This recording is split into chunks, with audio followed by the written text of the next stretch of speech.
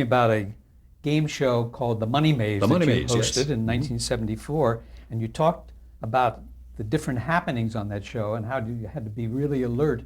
Were there any single moment that you can remember that you had to really jump in and do something, inventive? I suppose almost every time we had somebody out there in the maze, we had to be reasonably inventive because they would get very excited. A critic wrote a front page editorial in New York, Marvin Kittman, saying that he had now seen the beginning of the end of Western civilization. He had seen men and women running through a maze for money. He said, "This is the end." And I wrote him a note saying, "Thank you, Mr. Kittman. I thought it was a game show." But yes, there were those kinds of things that would happen with regularity. The audience itself would get involved. They would say, "Just turn this way." Well, so we said, "If you would just hold it down, please. We can only have one person directing them at a time." And these kinds of things would happen regularly, almost always with good humor, except the fellow who broke his shoulder. I don't know why, but he seemed to be a little testy. How did he break his shoulder? He was the one that ran through the plyboard, trying to get to the tower where he could push the button that had the all-important one. Well, after hosting this game show, did you have any interest in doing more? I did not. The question arose when Heater Quigley called me, and they said they have one called the Magnificent Marble Machine or something like that. And they said, "Will you come out to California and do it?" And I said, "No, thank you. I enjoyed doing the game show, but I would never do another one." Well, then you went back to anchoring the news. Yes. And on TV. Yes. And back to your place of Cincinnati. Tell us about that, how that came about. Yes, the station that was doing not well at all in news asked me, the gentleman, Bob Wiegand was his name. He had been my general manager in Lexington when I was the anchorman of the weekend news for 6 years, and it was the #1 newscast in Lexington at that time. He knew that was my passion and that was my serious interest, and it had always been from the beginning. And he said, "Well, my newscast is in the toilet." He said, "I am fourth at 11 o'clock behind Mary Hartman. Mary Hartman." He said, "Want to come over and do the news?" And I said, "Well, I've been doing talk shows here. It may be difficult for the people to accept me as a newsman after they have seen me do the Carol Channing interview, And he said, "Well, I'm game if you are." And so that's what we did. I took over in, let's see, that would have been 1976, I guess. That would have been June of 1976. And my first task, the first thing I did was to interview Gerald Ford in the White House, in the Oval Office. That made him my third president at that time to have interviewed. Fourth, I guess, Eisenhower, Kennedy, Nixon, and then Ford. And and that began a very difficult and the most rewarding period of time in television in my career, by far. That was on WKRC TV. That's right, Channel 12, which was an ABC affiliate at the time and was not doing it all well. And and my coming was by no means the saving of the station. We continued to do poorly. I think my saving grace was, first, I was pretty good, but second, I wasn't afraid to work, and I liked reporting. So I got out on the street as an anchor, and I did a story every day, at least one. I went somewhere to do some story every day, continued to do that all the time I was there. And people began to accept me then as someone who perhaps did understand what news was, that it was a chronicle of the abnormal events of the day, and perhaps I did have a view on how to present those. And over a very long period of time, no overnight fixes here, 3 years, 3.5 years, we began to do better. Did you anchor that show yourself? Oh yes, I was single anchor. It was all single anchors, and by the time I left to come to KNBC in Los Angeles in 1984, the ARB ratings people sent me a framed copy of a show that in the rating period of February of 1984, of the 12 top programs in the greater Cincinnati metropolitan area, 5 of them were my newscasts. 5 of them, including #1, Over Dynasty, over the 60 Minutes, over all the other shows that were on the air. Number one was the Tuesday night 11 o'clock news on our station. They said that had happened occasionally, that there would be one or two newscasts in the top 10. Never had it happened that one was a number one or that we were 5 of the top 12. Well, what were some of the news stories that you covered at that time? Some very tough ones for that era and that time. You may remember, of course, there's always unrest, and there was serious unrest in Cincinnati with firefighters and with police. Firefighters were going on strike at the same time the firefighters in Memphis had gone on strike and left almost blocked downtown to burn, and the same thing had happened in Dayton. And I was on the air with the city manager and with the firefighters union president, and talking to them both simultaneously. We had our 2 live units out. And I said, Mr. City Manager, Mr. Murray, when was the last time you talked to Mr. Buckley? He said, a week ago. I said, Mr. Buckley, when was the last time you tried to talk to Mr. Murray? 2 weeks ago. I don't care. I don't want to talk to him. Well, you know, this is a great city. You know it. You've both been part of building this great city, and I don't think any of us want to see anything bad happen to it. Wouldn't it be worth a telephone call at least? And Buckley says, he knows my phone number. And Murray said, yeah, it'd be worth a phone call, I guess. And he did call, and at 2 o'clock in the morning, the strike was ended. That same period of time? Right then. From 11:14 to 2 a.m., they settled the strike. So that was very important. I was also on the air, unfortunately, when the Air Canada plane came down, a tragic event. Unlike other plane crashes, this wasn't a plane crash. This plane had caught fire in the air, and they were going to Washington, as I recall, and they had to find some place to put the aircraft down because the plane was burning inside. And they put it down in Cincinnati. And at first there was a news blackout, and nobody could find out what had happened. And finally, my sources over there told me, we've got 32 people down in that aircraft, and 36 escaped, but 32 did not escape. The plane landed, smoke trailing it. We got that news story and got it on the air, and ABC was caught a little short for Nightline. And so Ted Koppler, with whom I had worked on a couple of other stories, those were pre-prepared stories, said, Nick, I can't get anybody there fast enough. He said, can you anchor the program for me? I'll just turn it over to you and you tell us what's happening now. And I did, and did the Nightline program for them. That was 82 or 3, I guess. There were a bunch of other stories that stick in your mind, you know, but these are the kinds of things that we were doing. And it was a pretty good newscast. By the time we were finished with it, we were doing pretty well. I was by then the news director. And we had a rather small group, about 60 people. It was a nice lean group, and they were all good. Many of them ended up doing news elsewhere and getting into major cities as well. At this time, the CBS in New York called me, WCBS, WCAU in Philadelphia, WBBM in Chicago, KNBC in Los Angeles, and a few of the others.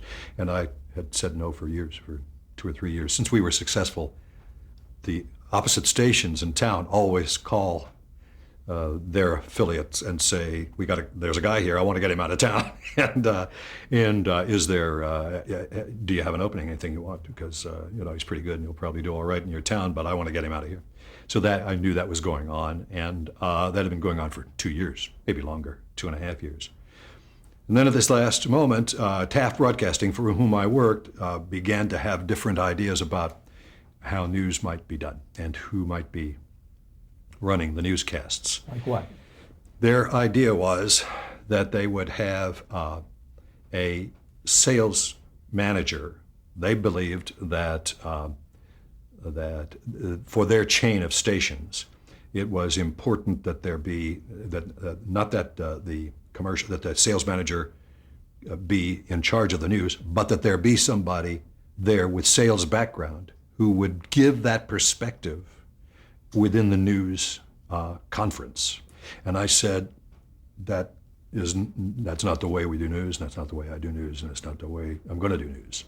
And they were at that moment adamant about it. And at that moment, KNBC and WCBS both offered me jobs. And we took KNBC. And so we came out to KNBC in 1984. I was co-anchoring with Tricia Toyota, both at the 11 o'clock and at the 5 o'clock newscasts.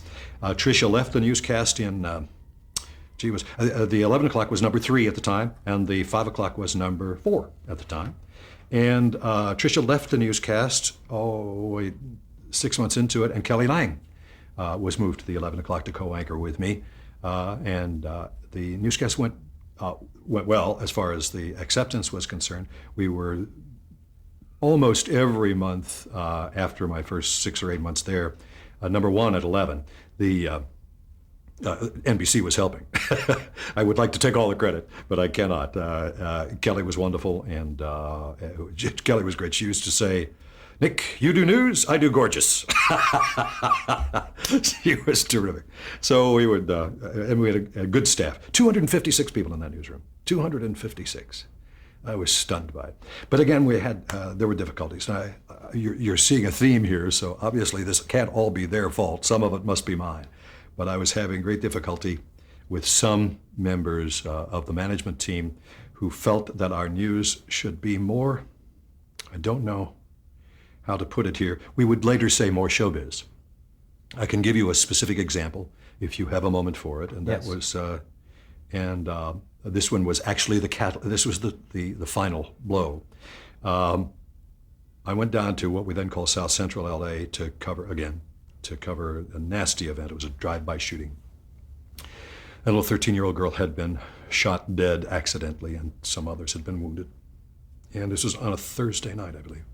And the big 11 o'clock show on NBC, 10 o'clock show on NBC in those days was Hill Street Blues. And I came back, and the executive producer of the newscasts said, "Got a great idea. I just come back from this terrible, it was even difficult getting shooters to go down there with you, because this was dangerous stuff, and it was visceral. It was right at the center of what LA's dark underside was, what the problem was, and this was very important stuff, in my view." Well, he says, what we're going to do, we're going to get Hill Street Blues. We got a guy there who is an actor, and he is going to talk about drive-by shootings because they just had an episode 2 or 3 episodes ago about drive-by shootings, and he did some research, and we want you to interview him. And he was playing a detective on that show. Detective on the show, yes, that's right. And so I said, "No, you wanted me to talk to a real detective, or you want me to talk to a psychologist, or you want me to talk?" I said, "Great, I'll get him, and we'll put him on." He's an actor. That little girl that he talked about is going to take off her makeup, and she's going to get up, and she's going to go to school, and she's going to do another. I just came away from a cold, dead 13-year-old. She's not getting up. She's not going anywhere. We can't be doing that. We can't be doing show business and placing it in the middle of reality. We can't do that. And so we had a really serious discussion on that. They said, "Well, we get the other anchor to do it." And I said, "Fine, but and I'm supposed to do the toss in the end. I'm not going to do that. I'm not going to toss to it. I'm not going to outro it. I'm not going to do anything." And so that was hard for them to take, and I understand that they have lines of authority that cannot be abrogated, but on the other hand, I had certain lines of authority too, and that was, I think, the last serious altercation we had.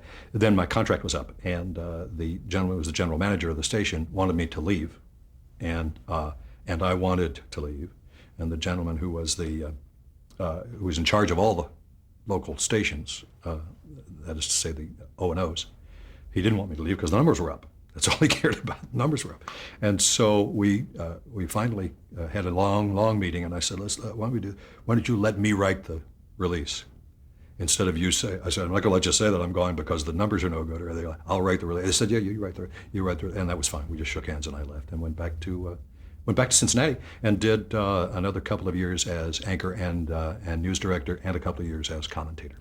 But before we leave that, did you feel that incident was solely responsible? Oh, no, not solely. There were a number of incidents. There was about once a month we would have some kind of a meeting about something like that, something that I thought, and I was not alone, believe me. I mean, this is a very large newsroom with a lot of very hard-nosed, tough news people that had been there a long time. And I was only one of many who were protesting some of these decisions,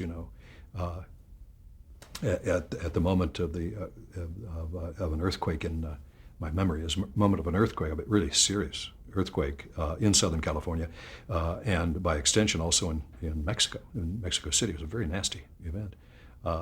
We were going to lead the newscast with Michael Jackson's tour opening in Kansas City. And I said to the news director, why? And he said, well, it's a local story. He's from Encino. I said, no sale. I don't think that works. I said, let's talk news. Well, I lost that one, but and it certainly wasn't my call. I wasn't the news director, but it was, again, writing on the wall. So over the years, you've operated with your own level of ethics and integrity. Everybody does. Everybody has a center. Everybody has something right in the center. It's and they know when somebody gets to that center and touches it. But on a scale of 0 to 10, you sound as though you were up there like 8 or 9 or maybe even 10, Nah. but others were not. It wasn't that. It was that by the time I got there, by the time I got to that position, I felt that if I had any clout, I should use it for good, for what I considered to be good. And that's what I operated under. There's certain things that we all understand. It's like my grandpa Clooney, you always challenge those who have more power than you, and you always help those who have less. That's a tenet of life, and I think it's an important one. Well, what is your opinion about news reporting? Has it changed?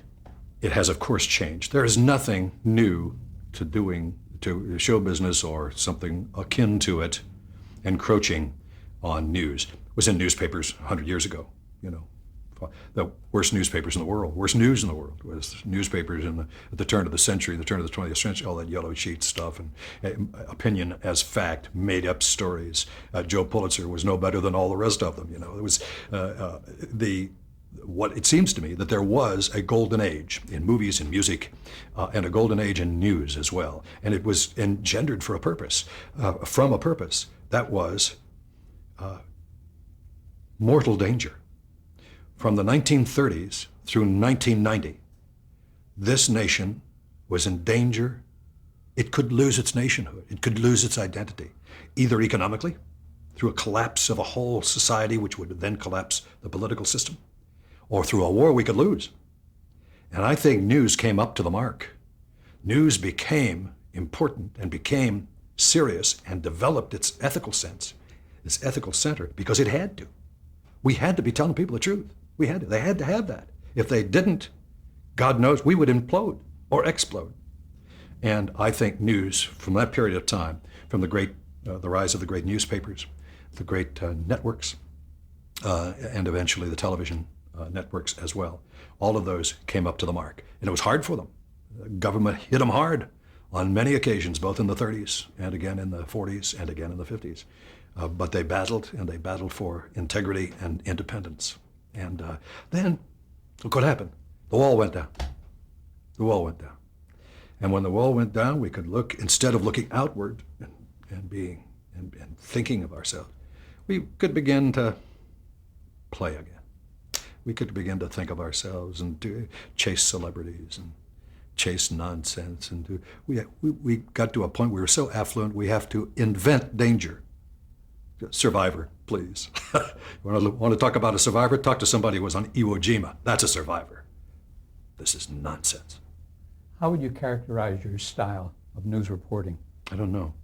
I have no idea. People have asked me often to go instruct them in broadcasting, in radio, and in television. I've really sat down to try to work out how to do that, and I can't. I don't know what I do. And I don't even know if it's the right thing to do, and I don't even know if it's good. I don't like to look at myself ever on anything, and I don't know if it's anything. It's this, I guess. The first guy who ever taught me in radio, Gene Waters, my first program director in Maysville, Kentucky, said, Clooney, he had one of these Clooney voices. Clooney, and he always called everybody by their last name. This is that you seem to have a modicum of talent. He said, so there is a chance that you will be someday talking to lots of people. Maybe 100, maybe 1,000, maybe 1,000,000. He said, but remember this, in broadcasting, you are always talking to them one at a time. You are never talking to ladies and gentlemen. You are talking to Harold or Maude. I suppose that's my style. And it's worked. Hey, they're still paying me. Isn't that amazing? Somebody asked me when I was going to retire. You don't retire in this racket, you get retired. You know? Let's talk about the style of action reporting in the news, which you touched on briefly. Yeah. But that came about, why? Because straight news was no longer getting the ratings? I think that's probably right. I remember a friend of mine at CBS who said, we have sometimes a sovereign duty to be dull. What he meant by that, of course, was we shouldn't embellish facts. Facts don't need embellishment. Well, we certainly can find ways to deliver information that are contemporary, that can still be honest, that can still, you don't have to be stupid and dull and just sit there and stare at a camera and pretend you're the oracle. You don't have to do that. But for the reporter to make himself part of the story, that's wrong. And it's very easy to tell the difference.